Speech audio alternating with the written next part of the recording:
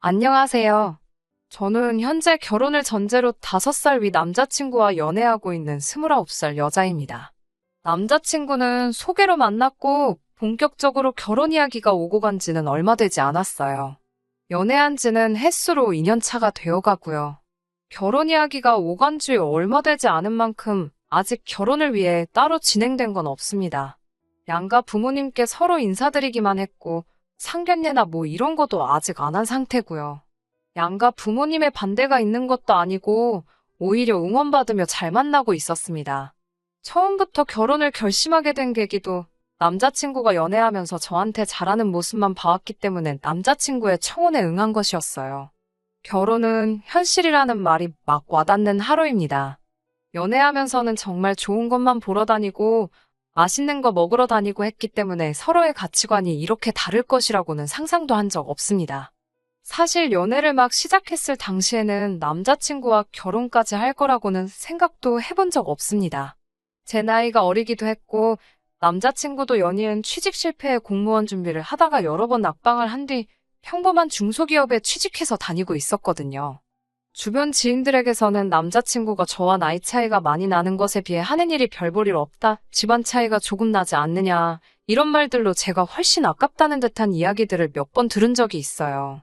하지만 단지 지금 버는 돈이 적다고 해서 2년이 가까운 시간을 함께한 사람을 휴지 조각 버리듯이 버리고 싶은 마음도 없고, 결혼을 하고 나서라도 연애할 때처럼 저를 항상 웃고 즐겁게 해주기만 한다면 돈만 있고 사랑이 없는 결혼보다 훨씬 더 가치 있는 일이라고 생각했습니다. 하지만 가치관이 차이 난다는 것만으로도 이렇게 하루아침에 사람이 달라 보일 수 있는 일인가 싶어요. 저희 집이 떵떵거리면서 살 정도로 엄청난 부자 집안은 아니지만 맞벌이 하시는 부모님 아래서 부족함 없이 자라왔습니다.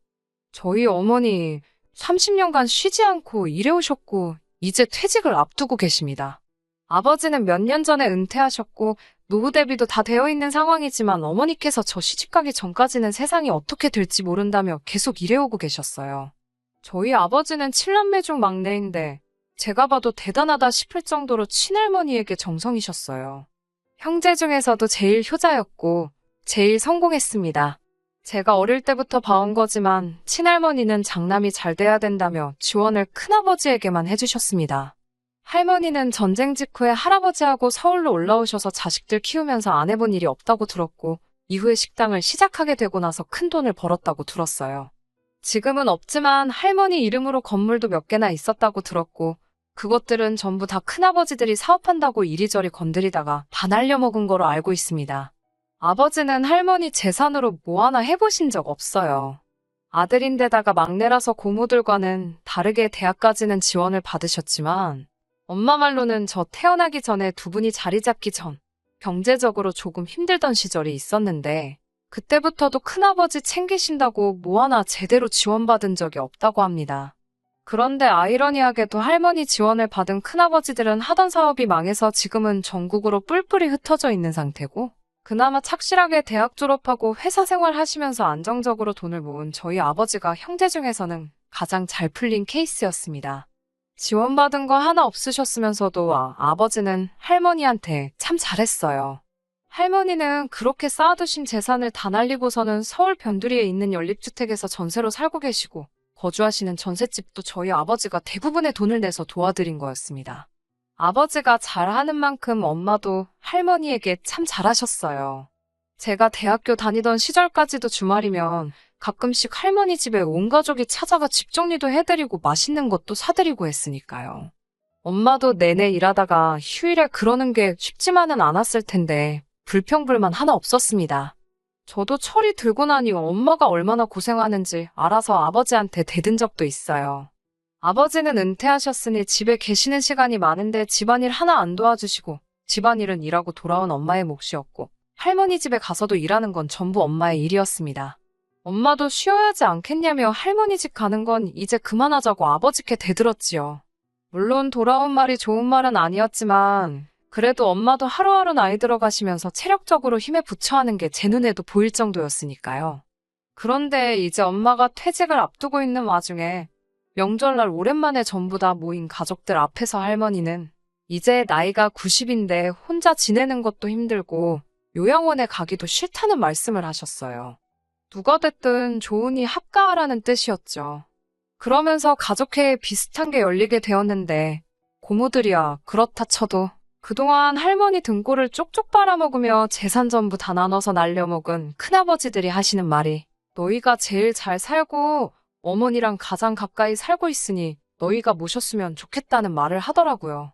거기에 제가 결혼하는 것까지 얹어서 제가 시집을 가게 되면 제가 쓰던 방이 비게 되니 방도 남지 않느냐고 할머니 지금 살고 계시는 집 전세금을 빼면 전부 다 저희 집에 줄 터이니 그렇게 하라는 말도 안 되는 말을 하더라고요.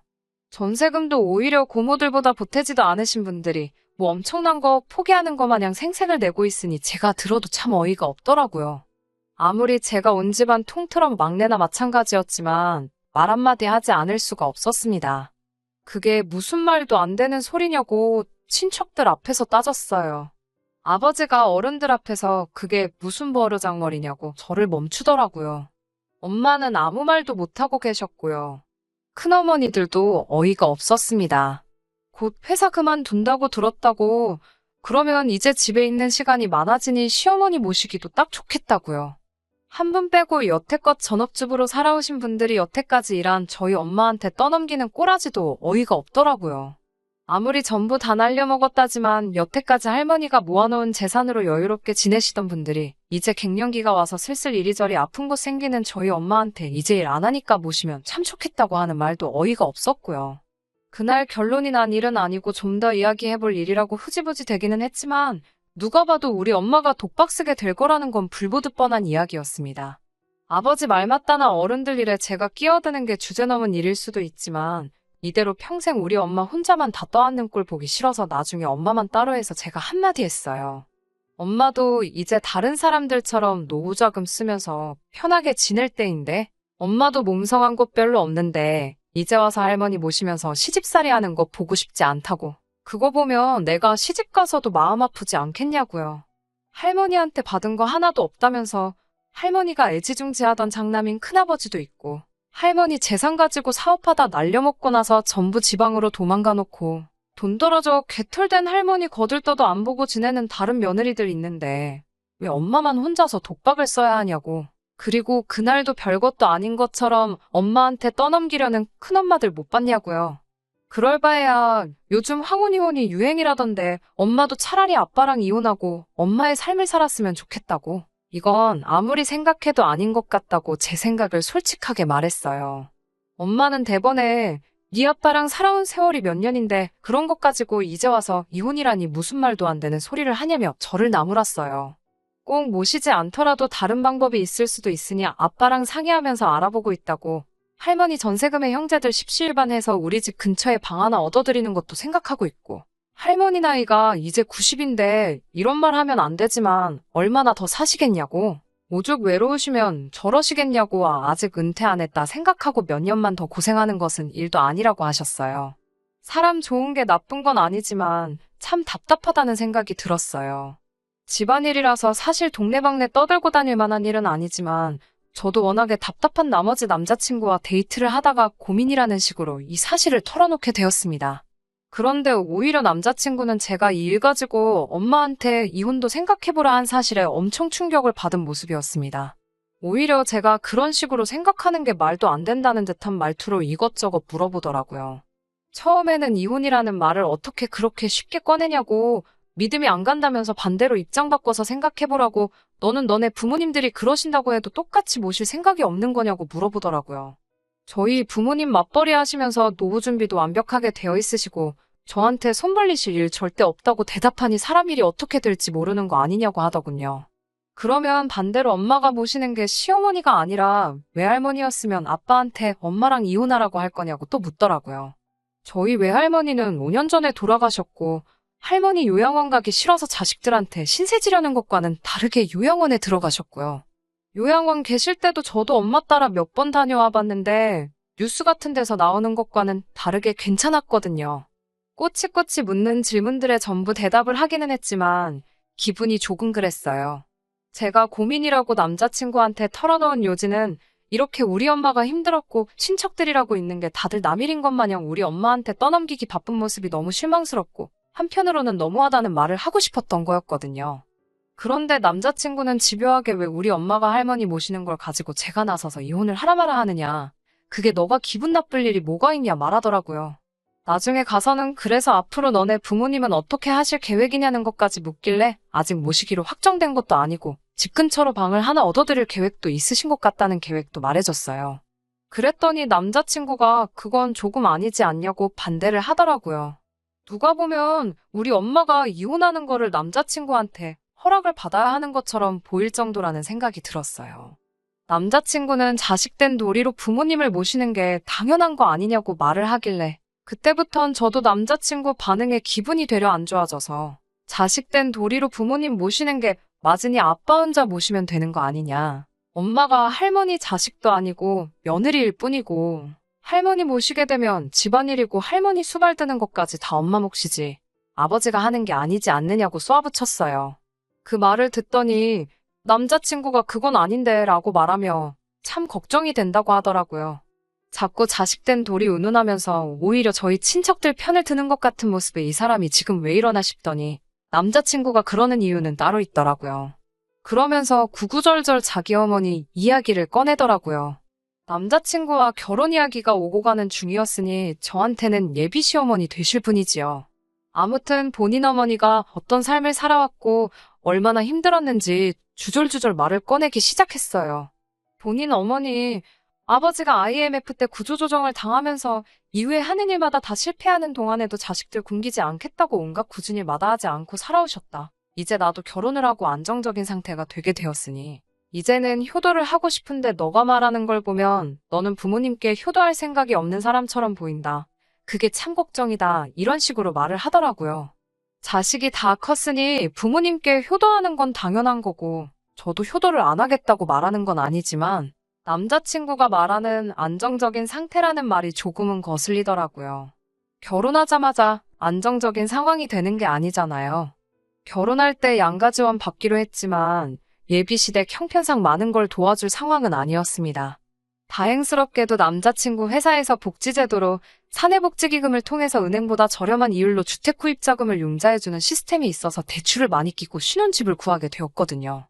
그러니 효도는 당연히 그 대출금을 다 갚고 난 뒤라고 생각하고 있었습니다. 그런데 남자친구가 말하는 효도는 결혼하자마자부터 자기 부모님께 생활비를 드리고 싶다는 말이었고요. 저는 그거는 아닌 것 같다고 솔직하게 이야기했어요.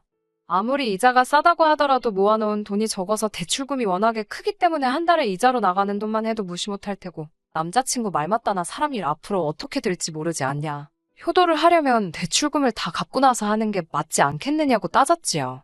남자친구는 당장 자기 어머니는 일하기에도 몸이 너무 망가진 상태라 이제 조금 편하게 지냈으면 하니 이해해 달라고 하더라고요. 일할 만한 체력이 안 되는 건 우리 엄마도 마찬가지 아니지 않냐. 거기에 할머니까지 모시게 된 상황이라고. 그런데 대출금 갚으면서 우리가 버는 돈 가지고 양가에 어떻게 생활비를 드리겠다는 거냐고 물었더니 남자친구는 너희 부모님은 노후 준비가 다 되어 있다고 하지 않았냐. 거기에 할머니 모시게 되면 전세금 뺀 돈까지 생기는 건데 당장은 안 드려도 아무 문제될 게 없는 거 아니냐고 하더라고요.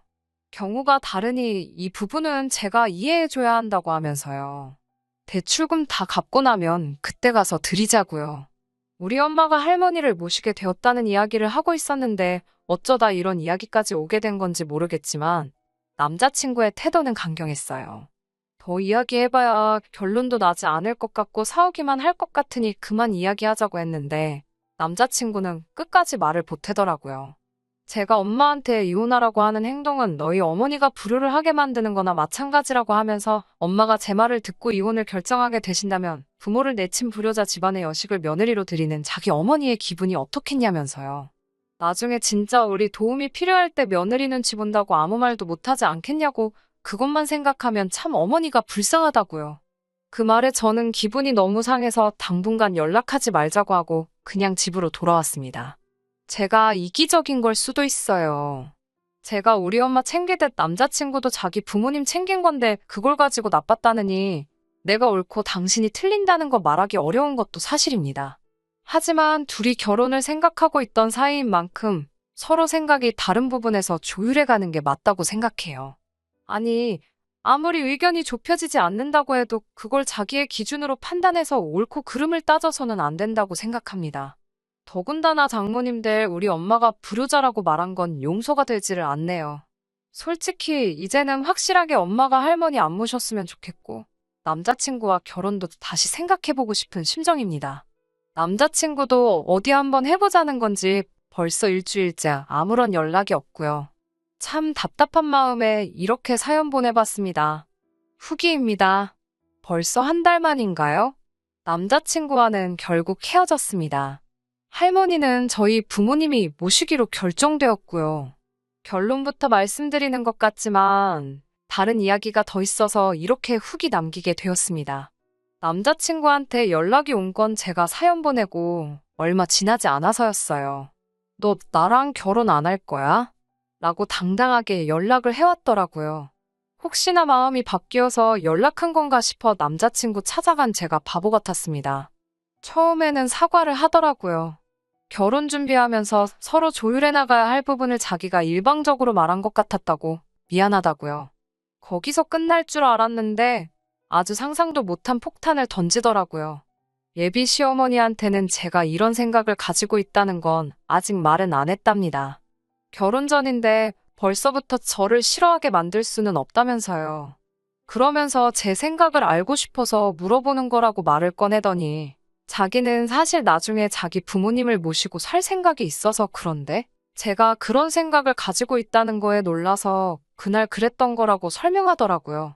저는 남자친구의 폭탄 발언에 놀라서 말도 잇지 못하고 있는 상황이었는데 용돈을 드리는 건 제 말대로 대출금을 다 갚은 이후로 미루자고 하면서 지금이라도 생각 고쳐먹고 어머니가 할머니 모시는 거는 당연한 일이고 윗물이 맑아야 아랫물이 맑은 법 아니겠냐고 저도 어머니를 보고 효심을 배우는 게 어떻겠냐고 하더라고요.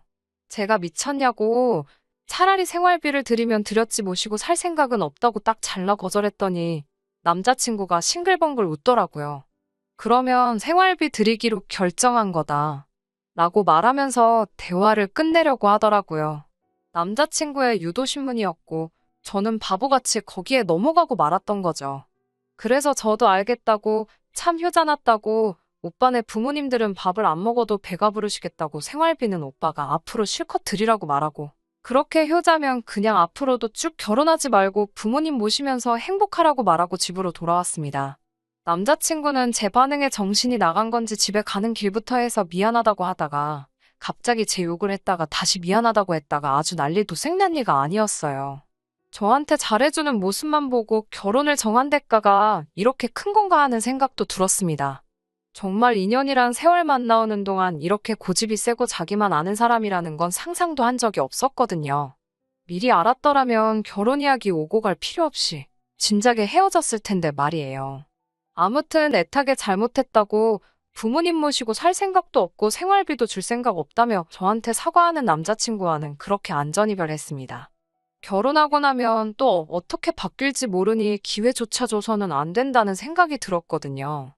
아무튼 제 이야기는 이렇게 끝이 났고 우리 엄마와 할머니 이야기가 남았네요. 사실 우리 엄마도 할머니 모시고 살겠다는 결정을 내리기까지 많은 고민이 있으셨을 거예요. 아버지도 엄마의 결정을 듣고 미안한 마음이 더 컸을 거라 생각됩니다. 아무튼 친척들에게 전부 다 연락을 돌려서 최종적으로는 할머니를 모시고 살기로 했으니 생활비조로 얼마씩은 매달 보내줬으면 한다는 통보를 했고 할머니 집 전세금 뺀 돈과 부모님 돈을 합쳐서 제가 다니는 회사 근처에 오피스텔을 하나 얻어주고 제가 독립하는 쪽으로 이야기가 진행되었어요. 그런데 할머니도 생각한 것보다 고단수셨더라고요. 할머니도 다 생각이 있으셨던 거예요. 평생 일궈놓은 재산 날려먹은 자식들과 지원 한번 받지 않고도 끝까지 할머니 챙겨왔던 우리 부모님에 대한 건 이미 계산에 있으셨나 봐요.